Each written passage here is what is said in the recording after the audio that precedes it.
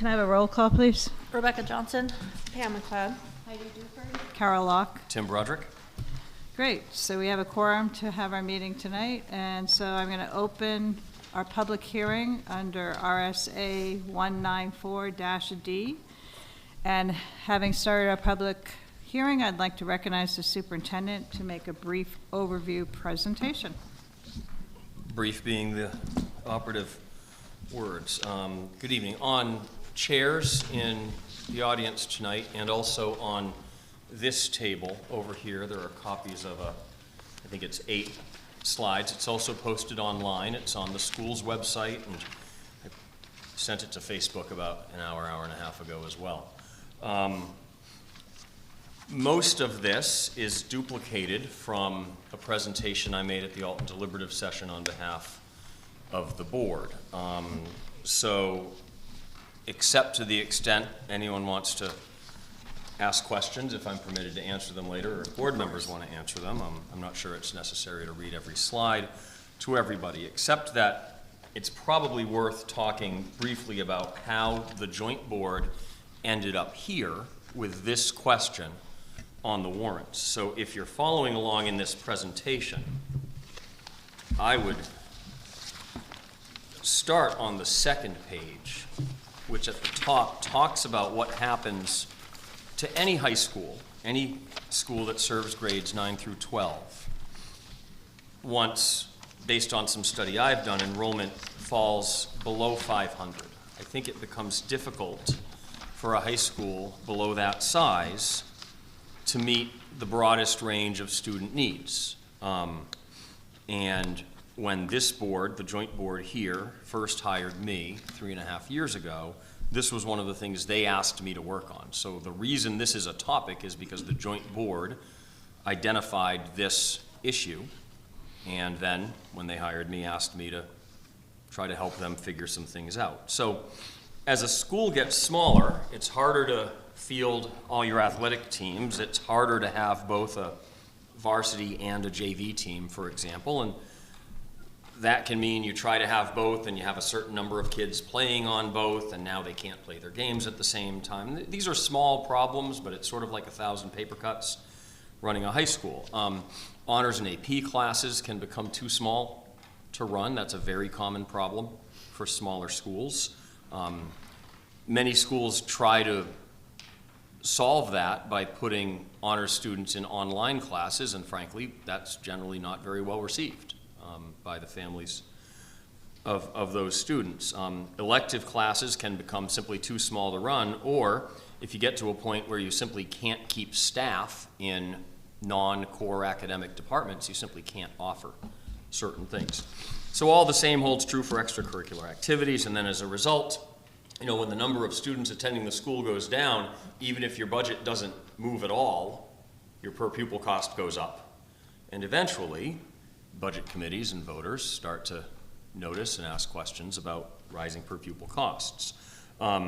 Another problem is that some of your fixed costs, like the heat and the electricity for this building, you know, that's going to cost the same amount no matter how many people are inside this building. You know, unless you're in a position to shut down wings or something like that, which isn't really how this building is laid out.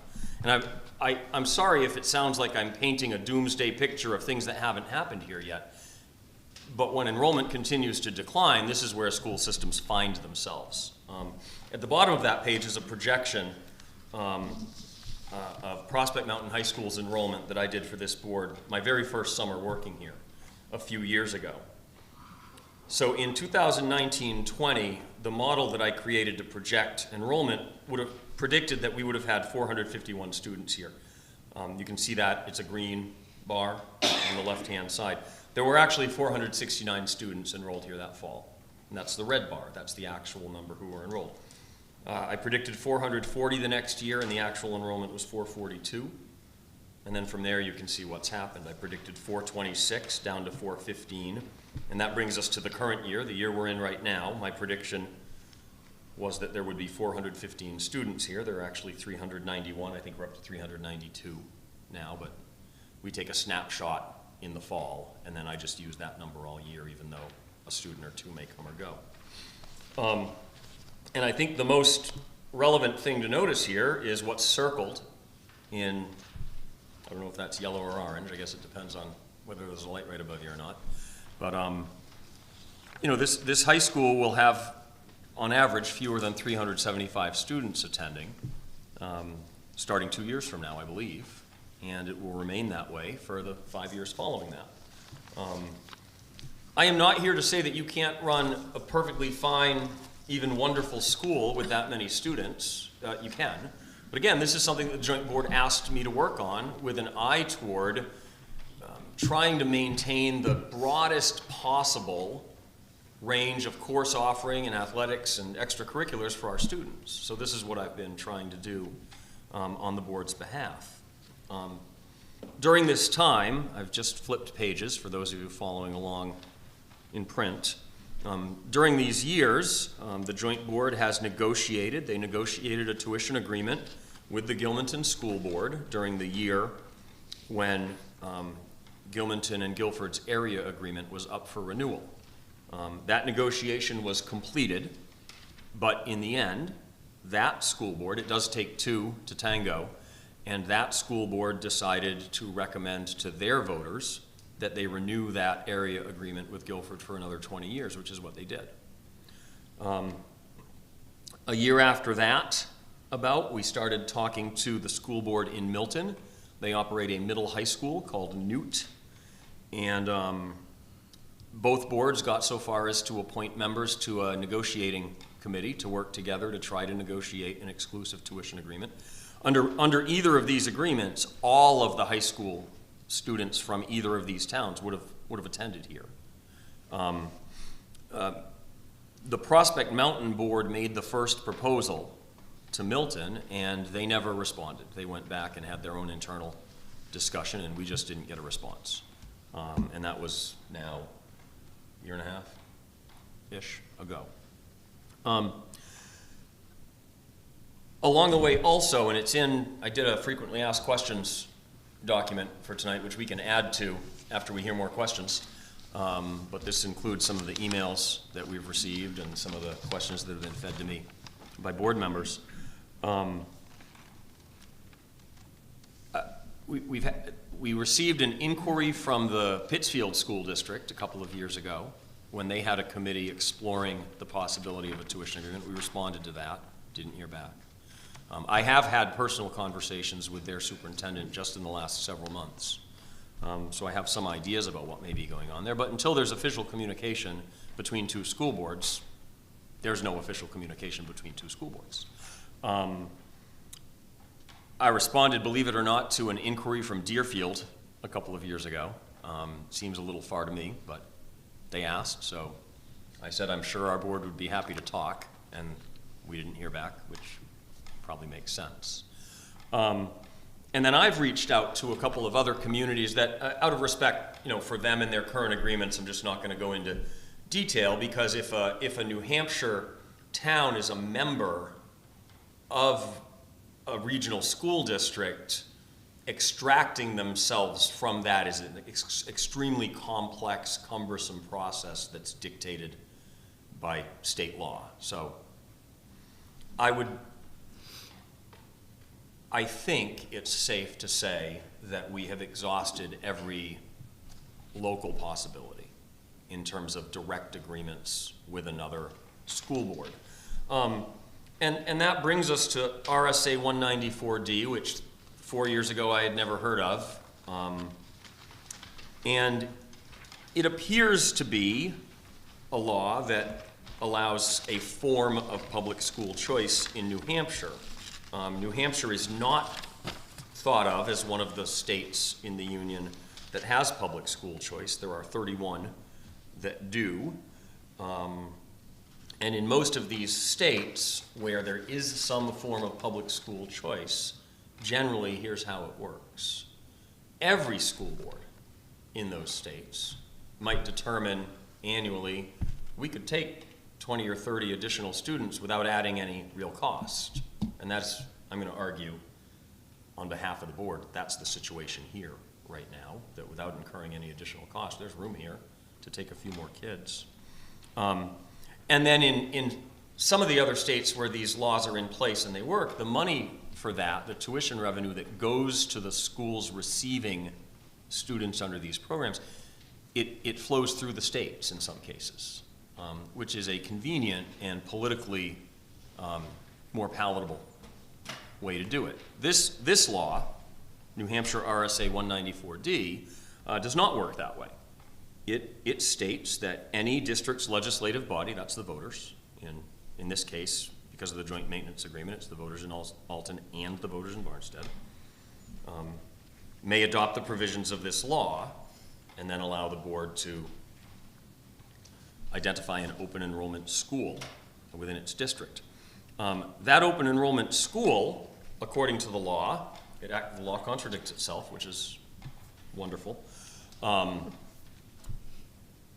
gets paid not less than 80% of its per pupil cost by a student's district of residence. So I'm not going to use names of towns. Please, I'll trust you to fill in one on your own. But let's say a student who doesn't reside in Alton or Barnstead should apply to attend Prospect Mountain High School under open enrollment. And let's assume that all of the requirements of the law have been met. We can talk more about that in a minute.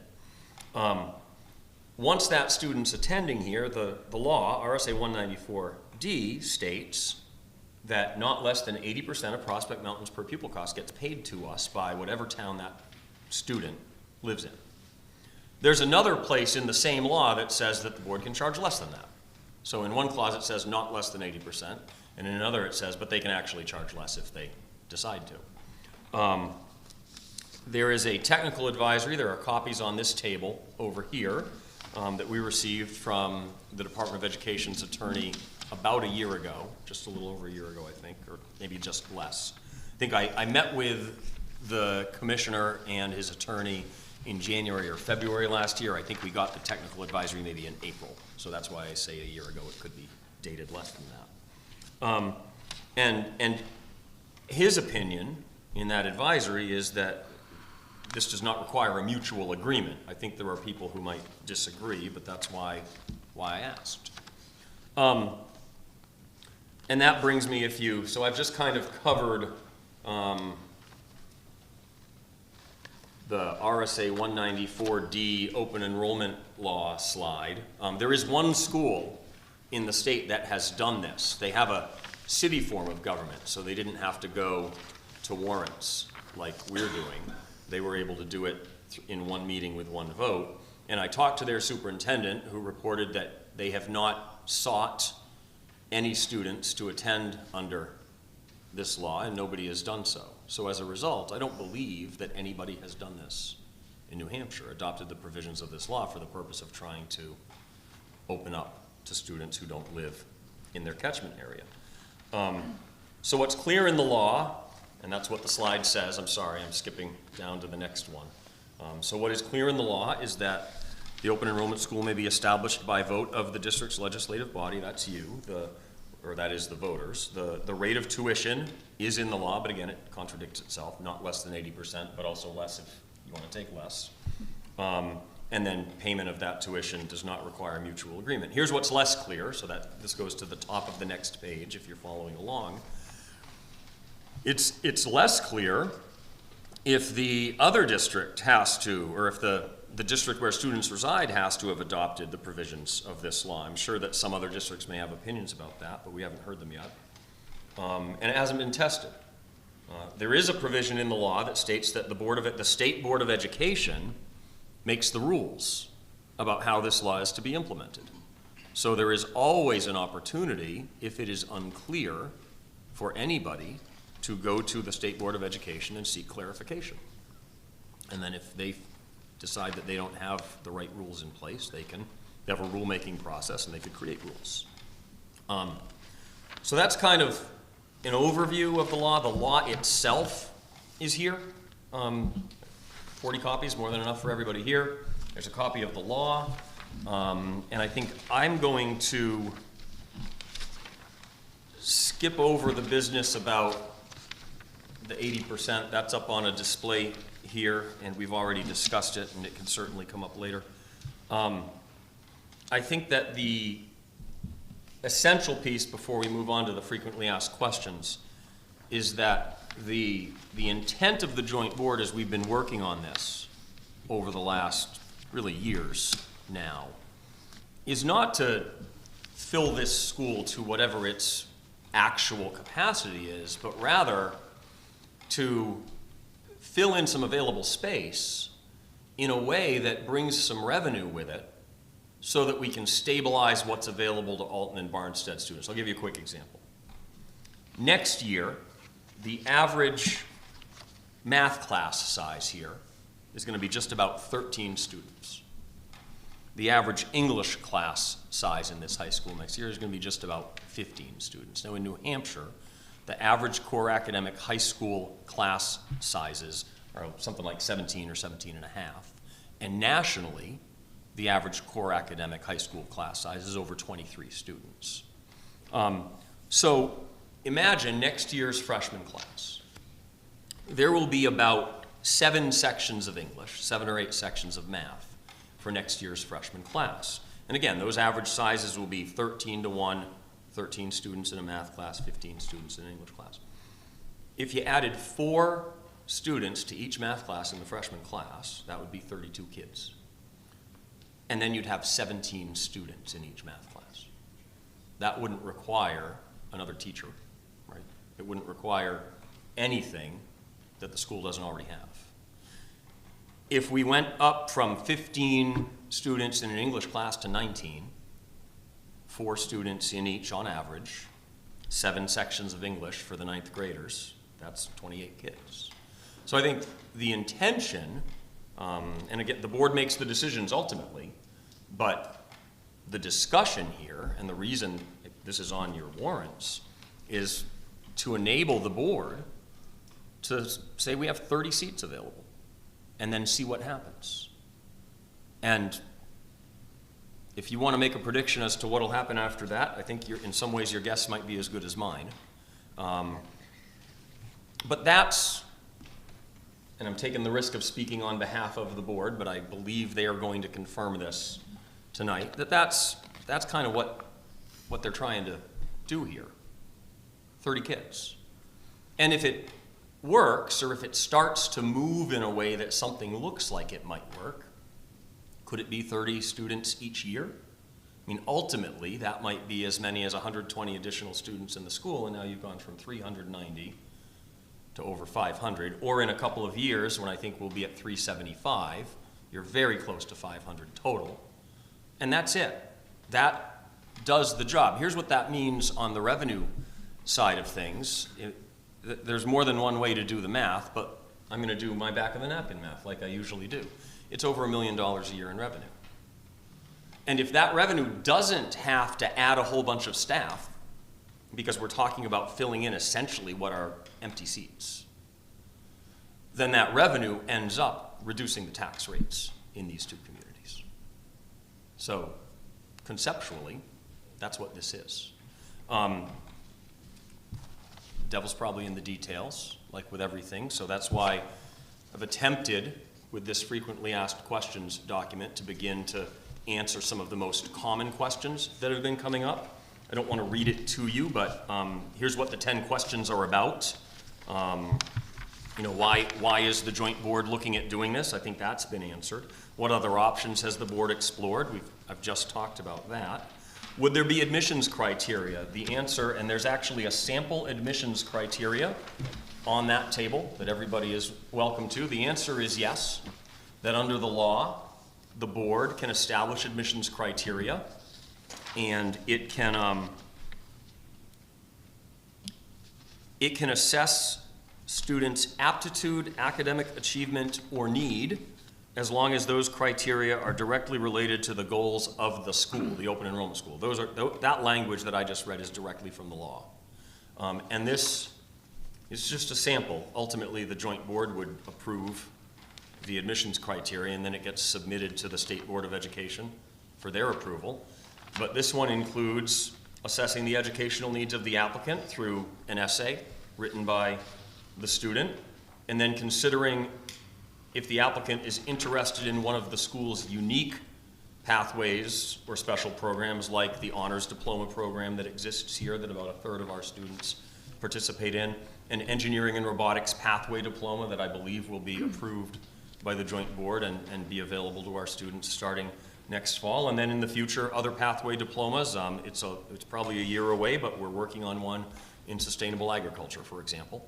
And hopefully there will be others to come. So if a student is particularly interested in one of these pathways, they have an admissions advantage under criteria like this.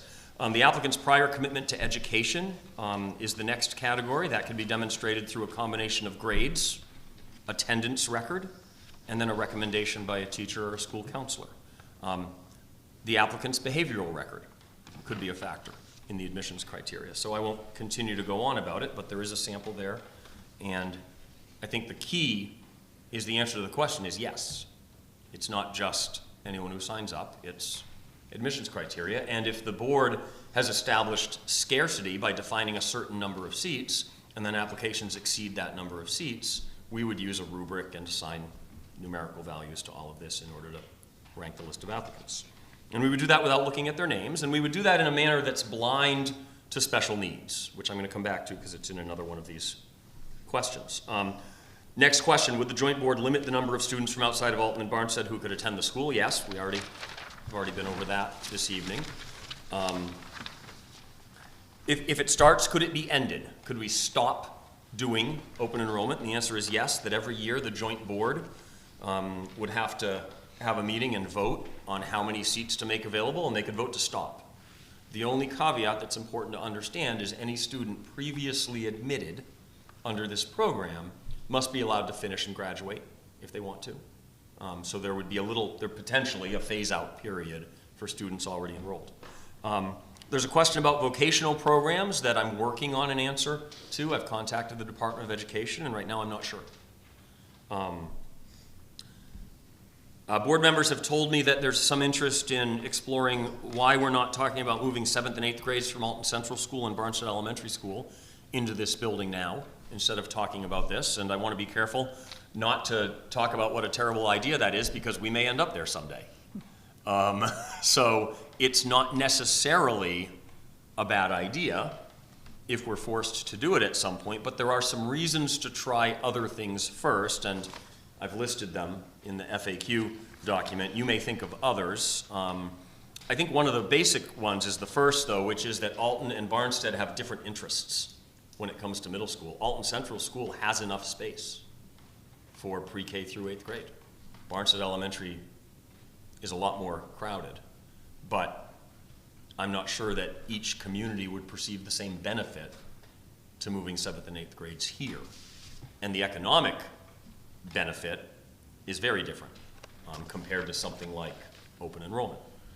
I'll leave it at that, even though there's other stuff here on the sheet. There's a line at the end of this warrant article about 0% of our students being allowed to go enroll in other open enrollment schools. And our attorney and I went around in circles over this one.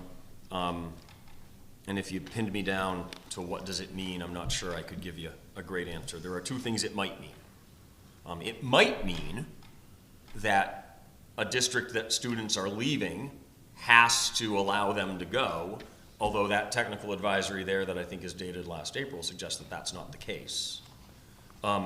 It also might mean, there's some language in this law that talks about a student attending an open enrollment school within the district where they live, which made us think about like a Manchester, for example, where are there 3 high schools these days in Manchester?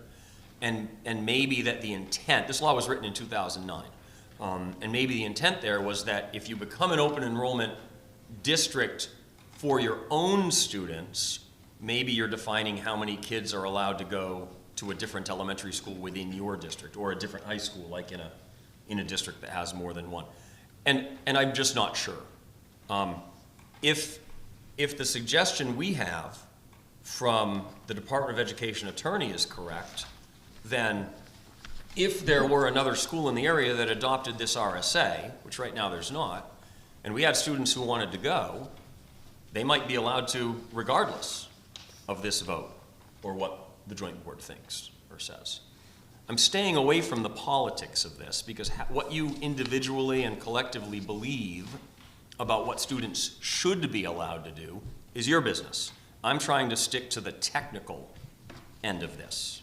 How can it work based on the law that we have in front of us? And then the last FAQ question that I have here is about 80% versus 100%. I've heard a couple of times, where are you going to get the other 20% of the money? And I think it's important, and there's one of these boards has a picture of a building on it with the lights on. And I just want to reiterate, we're going to spend the same amount on heat and lights with 350 kids or 500 kids. Everybody understands that, right? So it's not necessarily where do we get the other 20% of the revenue, it's do we want some or none? Because that's more like the question, if that makes sense. I think that's more than enough out of me. I'm sorry. I have one clarification, Tim. Yeah. Under vocational, maybe we could add it to the FAQ. Students who are residents of Alton and Barnstead can maintain their current vocational school status with Lakes Region or wherever else they go for the programs they're already in, correct? Absolutely. I think Yeah. what I'm trying to figure out with the department is would students who reside in another community where students go to vocational programs somewhere else, like say at the Concord Tech Center or at the Hewitt in Laconia, would they still be able to do that? Because something that I think the joint board and the citizens would probably not want to do is reduce the opportunity at Lakes Region Tech Center for Alton and Barnstead students. So I'm trying to be careful about getting an answer to that from the Department of Ed, because I think that if the ultimate effect were that a student who doesn't live in Alton and Barnstead could take a seat at LRTC away from a student who does, that doesn't work. That's not, I don't think that would be consistent with what the joint board's trying to achieve. Thank you. You all set?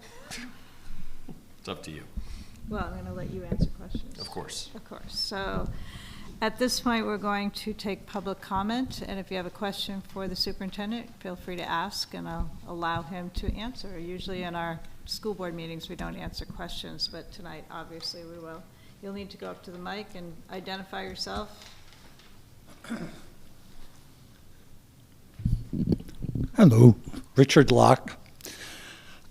Language is important, and I hate slippery language. So far, I've heard we may charge not less than 80%, but maybe less than 80%. So either one statement is incorrect or both are. And in the end, they don't mean a thing. You could say an agreed upon percentage, a set percentage, or just leave it percentage. But why go into less than or a lot less than? And does that appear on the warrant? Because if it does, I'd like to strike it. So, Go ahead. thank you. So I don't believe that the tuition terms are included in the warrant article. The warrant article is simply to adopt the provisions of RSA 194D and then allow the board to operate under this law. The problem is that all of that language is directly from the law.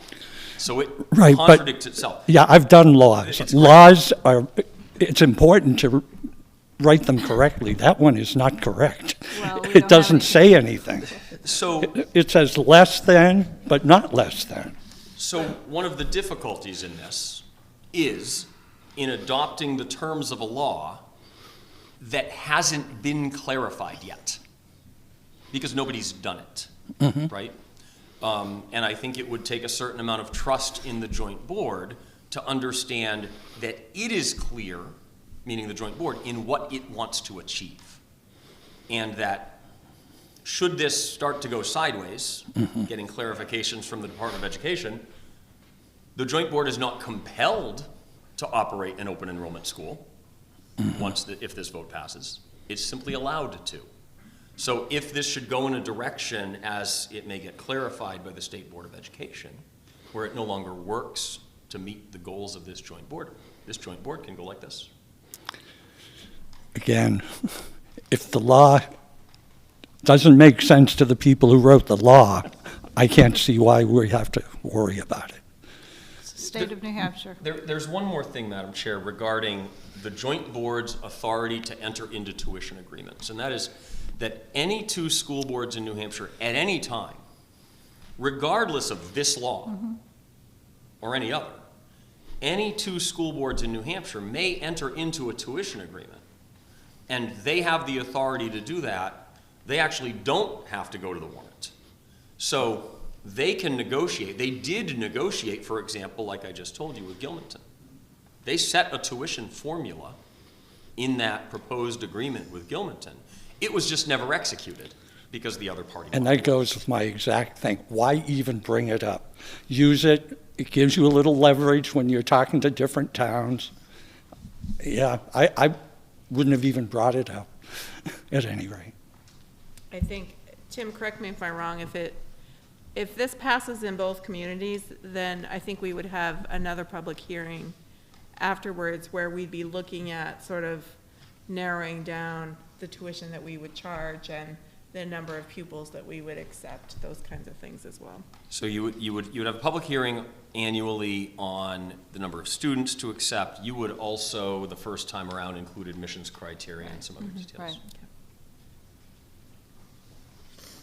I'm here, Robin Lane Douglas. I'm here because I oppose this. I don't believe that, they said that there's going to be a criteria. I think the first year you might stick to a criteria, but then, oh, let's relax it. Also, he brought up a question about you don't have set amounts. It already costs twice as much to run a school as it does this town. Now, you said at the deliberative session this school is capable of holding 900 students. 800. 800, 850, 50 was- depending And on how who you many believe. are in the central school? Oh, we're at 420? About 425 right now. Something like that? Okay, 425. well, if it's declining, and we've heard for years how bad the Alton Central School, it's in bad shape, it needs so much work. Let's just run one building, then we can cut the cost down for the taxpayers. I don't have a child. I have no problem paying my taxes for education. But I do have a problem with supporting half the state, and nobody's come up with specific numbers. I do think where enrollment is declining across the state, you're looking to scalp students from other towns. And what's going to happen there with this criteria thing? You're going to take anybody you can to fill the 30 seats. So I don't believe any of this is being very truthful to the town of Alton. You don't have specifics. You didn't even list the criteria. This town, I remember the graduating class was 30 students. I think they're better off now with the 30 students because they could count change. They could read a clock. They could read a map. They knew how 2 + 3 got to 5. They didn't have to pull out a calculator. So I think we ought to get back to the basics before we start talking about bringing $1 million worth of revenue, because it's not going to go back to the taxpayers. It's going to be, oh boy, what else can we spend on? So I do think you have a problem here. That's just wanted just to- my opinion. I just wanted to address that for a minute. Of course, it is a trust situation. You have to trust the people you elect to build a criteria, make sure that we're sticking with that I'd like criteria. to, yes. Exactly. So I understand what you're saying. You know, if you don't trust the people you elect, then that's harder. But Right. to go back to one building would not, in my mind, be a good thing for the students. Merging with Barnstead in this high school has been such a benefit, because both my children went to K through 12, and they had classes of 25 students, and that limited their curriculum. Back then, they couldn't even do online, they had to do satellite, that's how old my children are, but, Well, we grew up in the city. Our classes were between 30 and 35. right. I But there get were only college 26 educated, so- students in each class, and they couldn't offer them what they needed, so they had to go satellite classes. So this high school has been such a benefit to our kids, I just want to say that. We also have currently, so 420-something in Alton and 500 at Call it Barnstead. 425 and 475, so you've got roughly 1,300 students enrolled preschool through 12th grade between the two Then the towns. high school needs to cut down on what they're doing. You're talking about all these grand things, which I think is wonderful if we have the money and the students for it. But if we don't, that means it's just like running your own home. If you don't have the money or enough of this, enough of that, you got to tighten your belt. And in the economy that we're walking into here, you got to be a little bit more considerate. This town has a lot of retirees, myself included. We're on a fixed income. We can't afford for our taxes to be going up in leaps and bounds. We just can't afford it. Well, and we were hoping open enrollment would decrease the need for the tax money. But I so- never see taxes go down, they always go up. Everybody wants more. It's I never understand what you're enough. saying, yes, but Thank you for your time. Thanks, Robin.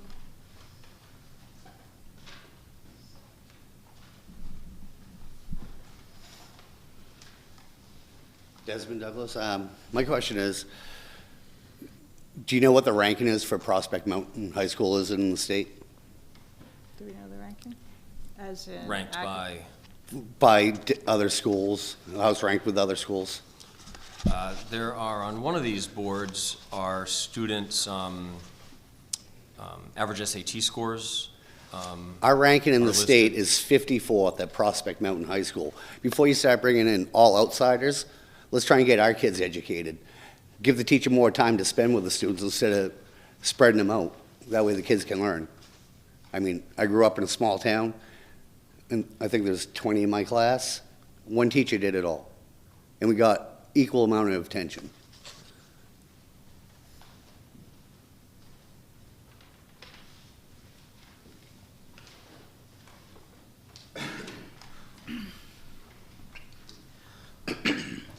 Lauren Carr.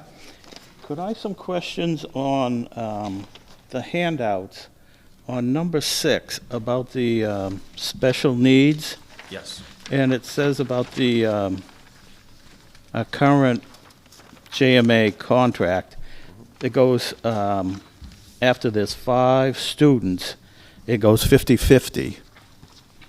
Correct? Am I reading that? 50-50-ish. Operating costs are split based on percentage of students enrolled from each town, so it's close to 50-50. But so it becomes an operating cost. So once more than 5 students require the same service, it becomes part of the operating budget of the school. Yeah. When fewer than 5 students require the service, it gets billed back to each town based on the student's needs. There's actually another example over here of how special needs costs for individual students can be billed back to the communities where students reside, which is what happens in New Hampshire. When a student is attending a school outside of where they live, paying tuition, for example, or having tuition paid by their community, because there are some communities in the state that don't have high schools, right? So there's a base tuition, but then if a student requires additional specialized instruction due to needs defined on their IEP, their individualized educational plan, those additional costs also get billed back to the community where they reside. So if I'm interested if we have these new students come in and there's a special ed and it pushes it over the 5, is that going to I don't believe so. change the formula I don't here for the believe so, 50-50? because that MOU is between Alton and Barnstead exclusively. So That would just I be- believe that means that if a student from another town that isn't Alton or Barnstead Yeah. comes in and needs one of those services that's not already provided for everybody Yes. within our tuition amount, Yes. we would bill additionally for that. It would go back to them? Would go back to them. Okay, all right. Now, the number 8, about the 7th, 8th grade coming here to the high school. I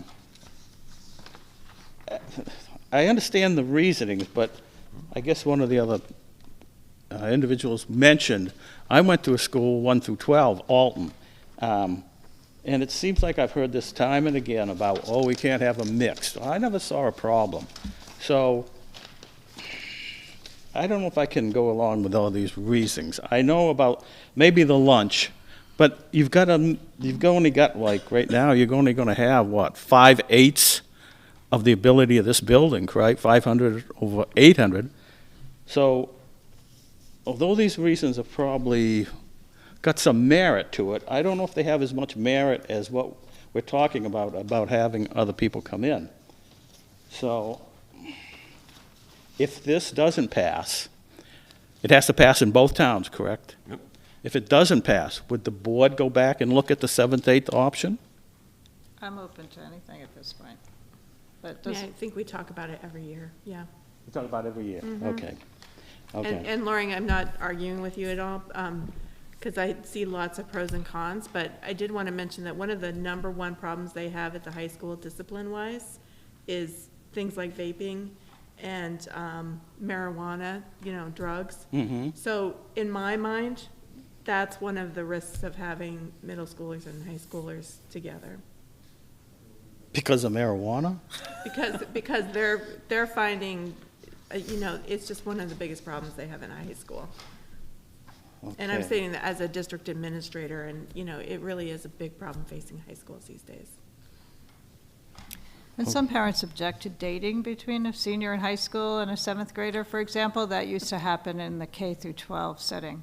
They would start dating, and some of the parents would have a problem with that, but there was less control over it when you have them all mixed together. Just saying. I guess I didn't see it when I was growing up, but that's okay. And it says here, not less than 80%. Well, why aren't we charging 100? We could. We could. We could. Okay, well, that solves that problem. That's just part of the law. Okay. And on this handout you have from the Department of Education, on the second page, the back page, it says here, even while the explicit statutory authority, local school districts already by custom enter in tuition agreements for students that are, for one reason or another, attending a school outside the district. So why are we going with this if it's already a custom in these other districts? I think that's mostly special education. No, not exclusively. So that's, I'm sorry, Mr. McLeod, but so that's a reference to what in New Hampshire is called a best interest placement. So there are two ways that a student, well, welcome to New Hampshire. There are more than two ways, but there are two ways generally that a student can attend a school outside of the district where they live. The first is a best interest placement, and the other one is called manifest educational hardship. Manifest educational hardship is relatively rare. It requires a hearing process, and a family has to demonstrate that their child's needs simply cannot be met in their local district, and the State Board of Education intervenes and allows them to go somewhere else. It's relatively rare. I'm going to try to leave that off the side. But the best interest placement does happen from time to time. And typically how that happens is a family makes a case for one reason or another that their child's going to have a really hard time continuing to be enrolled in the schools where they live. And the superintendent and board end up agreeing with that family. That's important. Because then, on behalf of the board, the superintendent reaches out to another school system and says, hey, there's a really good reason why we may not be the best place for this child. Would you consider taking them? And what happens is the first board votes that it's willing to pay tuition to the others for that child, and the other board votes that they're willing to accept that child and receive tuition. That has to be done for every child who receives a best interest placement. The purpose of a law like this, or in the 31 states that have some kind of public school choice open to everybody, is that it doesn't require a whole bunch of individual agreements. There's simply a system in place by which students can apply, see how they rank against established criteria, and then be admitted if there's space. Okay. Now, this sample admissions criteria, it's hard to vote for something that you don't know can be changed. Right now, the board could change this anytime, correct, these The board criteria? hasn't established this. This is an example of the kind of thing that they could do. It might be exactly what I would recommend to them. But 4 years from now, the next board could come along and change these criteria, correct? Just like Sure. any policy that Just we like review, anything. yeah.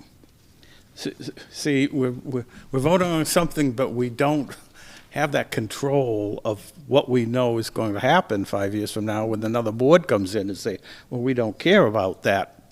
Let's just cross that one out.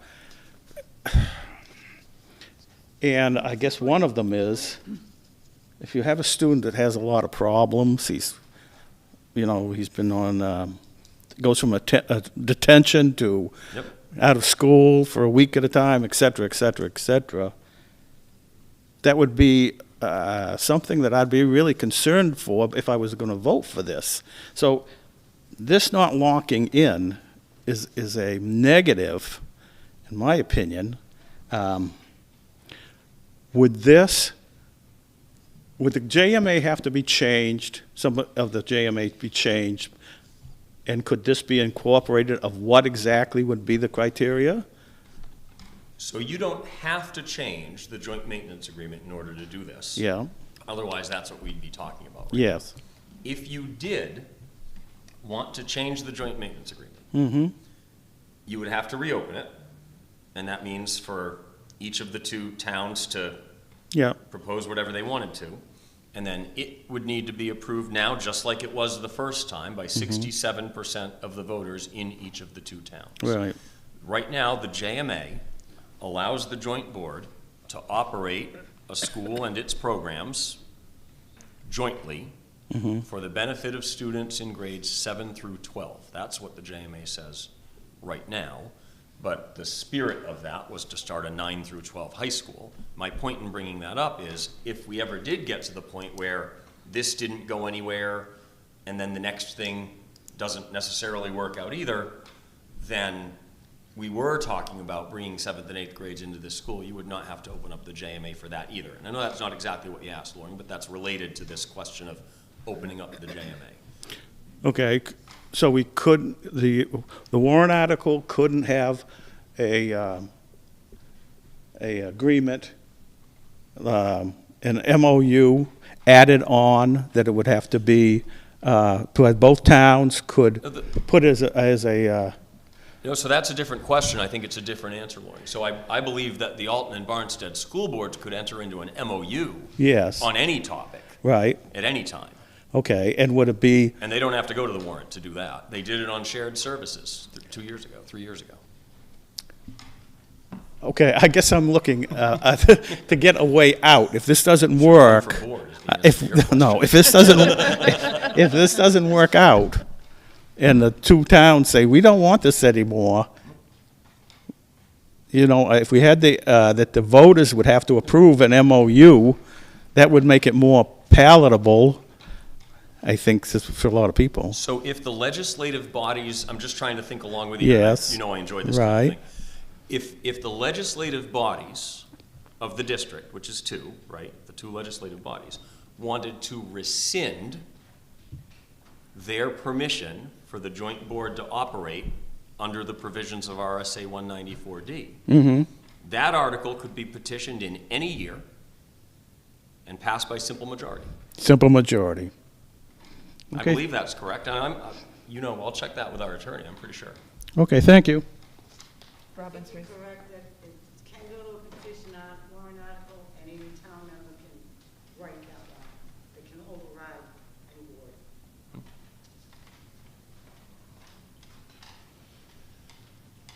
Richie Lane. I think in numbers on the student population might have gone down just a little bit, but I think, being in the construction field, I can see where there's been a lot of houses built, and I think there's going to be a huge influx of students here, probably within the next year at least, and I think your numbers will be drastically corrected. And the other thing was, if we're already paying for the school and the lights and the heat and everything now, and you're going to bring these other students in, that means on top of what we're paying now, we're going to also pay another 20% per student towards the school, at least. If we are paying for the school, the teachers, we're paying the teachers, heat and bill, electric bill, and everything else, okay? You're saying things are going to go down, but it's not. It's going to go up, because on top of that, for each student that comes in, somebody's got to come up with that 20%. I assume it's the taxpayer. So when When I drove up here in my truck, I drove alone. And let's say it cost me $12 in gas. Right. If Mrs. McLeod had been in the seat next to me, it would not have cost twice as much in gas to drive here, but there would have been two of us in the truck. Right. That's an example of what happens here. We pay the exact same amount to heat the building. Right, which we're doing 300 now. students or 100 students or 500 students. It does not cost 20% more when more kids come. I think he's talking about the 20% Tuition. outside of the 80. Yeah, on top of the, Collected 80 is what he's asking. But it doesn't It's cost revenue. us any more for those students. It does not cost a penny more for those students to come to this school. where's the 20% coming It from? doesn't. The reality is that most of that revenue we're collecting Mm-hmm. is just going to go back to the taxpayer because we're not spending it. You You've know, already funded you the budget. haven't, you've brought this up, but you haven't answered this question. Even in your speech that you spoke about to begin with, you never said where the 20% was gonna come from. You never said that, and I think that's part of what he was referring to, the fancy talk and everything else, but you never said the 20%. And I'm trying to get an answer on the 20%. And my view on this is we're already paying for all this right now, okay? Now we introduce one student we're gonna get 80% from their town. Where's the 20% coming from? You seem to dodge that answer. Well, what he's saying is we don't need the other 20%. It doesn't cost anything for us to have that student here. Then make it 100% enrollment. We could. That would have to be. Because as a taxpayer, I don't feel like I should pay 20% for another student to come to this school. Now, another thing too is, did you do your research? How many kids in this town is being homeschooled? Did you reach out to any of them and try to invite them back to the school? Yes. Why did they not want to come back to the school? Families have a lot of reasons for homeschooling. Most of our homeschoolers are not high school aged. The vast majority of our homeschoolers are younger. A few of them are going to private school. Some And students go to again, private schools. did you reach out to them and invite them back to the school and try to entice them back here? You know, that's another thing too. These people are willing to spend another over and again what it's costing them in taxes here to send them to a private school. Why? Why? That question has to burn in your head. Why?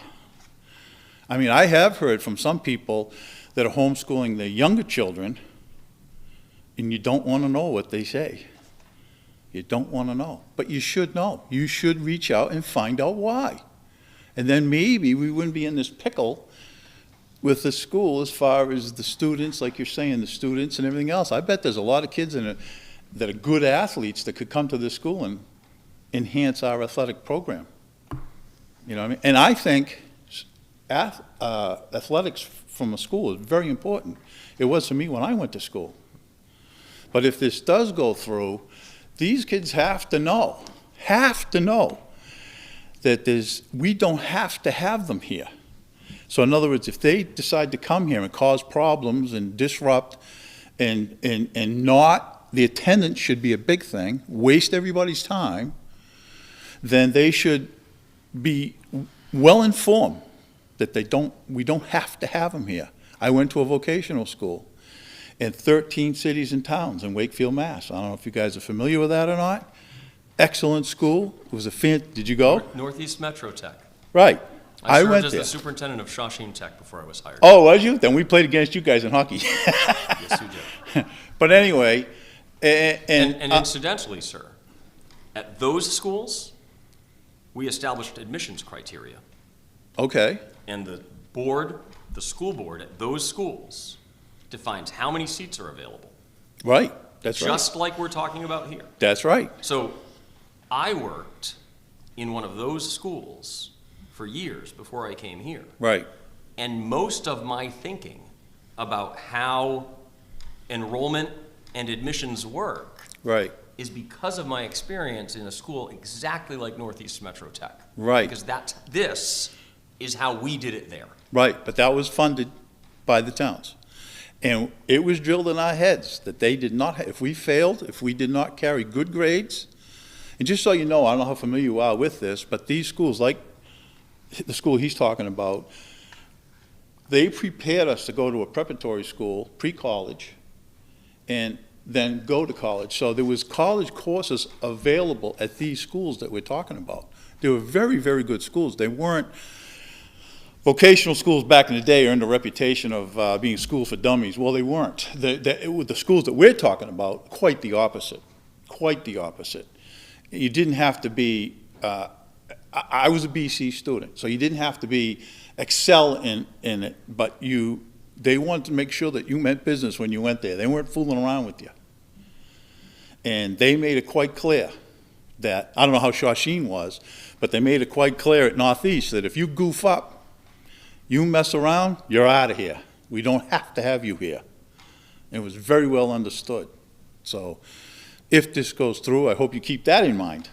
But I still say that the students, you still haven't answered the 20% to my satisfaction. I don't know if it meets you guys' satisfaction, but it hasn't met my satisfaction. I'd like to know where the 20% is coming from. And you can use that analogy about riding together, but it's not the same. It's not the same. You're talking taxpayer money here now. It's different, so. I think we can, I just wanted to answer that for 1 minute.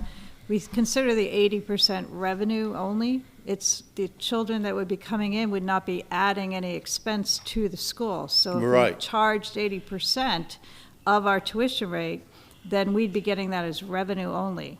It wouldn't cost any more to have them. Which is great, so long as the other 20% does not have to be, the burden does not have to be put on to the taxpayer. It would not be. It can't be. We wouldn't It support can't be. that. Not would not, can't be. I'm And it on a has to be fixed understood income because too, boards so- change. Next year, this board will be different. Boards change, so it has to carry on to board to board to board. I get it. It's really I quite understand simple. that. Yep. All right, well, thanks for listening to me. Thank you.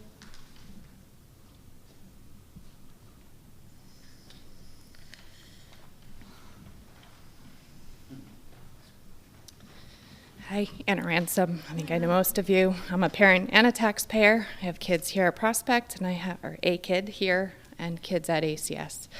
I guess if I could just start with a point of clarification.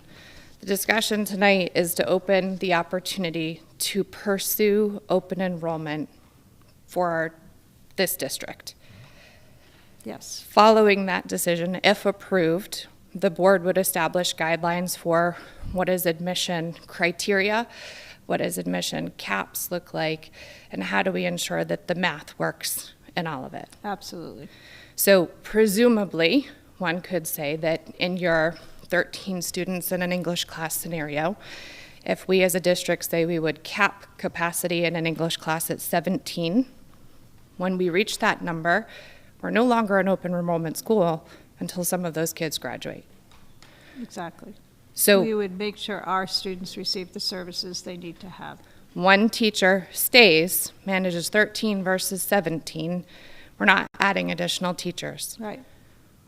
Okay, that makes sense. So in that instance, the 80% is extra coming into the district, presumably lowering the cost to taxpayers. As a parent and as a taxpayer, I would like to applaud you for pursuing this because I think it's an excellent opportunity. As a parent of a student in a very small community and a very small town, I'd like to see more opportunities opened to my children. So if we could talk about how some of that 80% doesn't just go back to the taxpayers. I want to save money too, yes, absolutely. But I want to make sure that the opportunities open to my kids rival what is open to kids in much larger districts, so she can go on to compete and lead the world or, you know, whatever any of my kids wanted to do. But I think there are opportunities where we could add additional value. I think the school's done a great job with the, I don't know what the program's called, I apologize, but the fact that my high schooler can participate in college coursework before she leaves this building to advance her opportunities. That's a huge, huge benefit in my eyes. But what are some of the other things that can be added in? I think we could add more value, we could add more appeal for some of those star students, star athletes to want to come to our community. But we have to think outside of the box. And so thank you for pursuing this, because I do think it opens up a lot more opportunities to kids who live in a very small community. Thank you, Anna. One I hear a lot is football. You know, we just aren't big enough to offer a football team, and that's something that we hear, you know, a lot. Or even different advanced sports, classes, or too. wrestling, or, you know. And academically, if we have more students who want an advanced math class, you can offer that class. But if you have one student who wants it, you can't offer it to that student. So if you build the student body up and you have even 10 students who want to take that advanced math class, you can offer it to them and have that opportunity.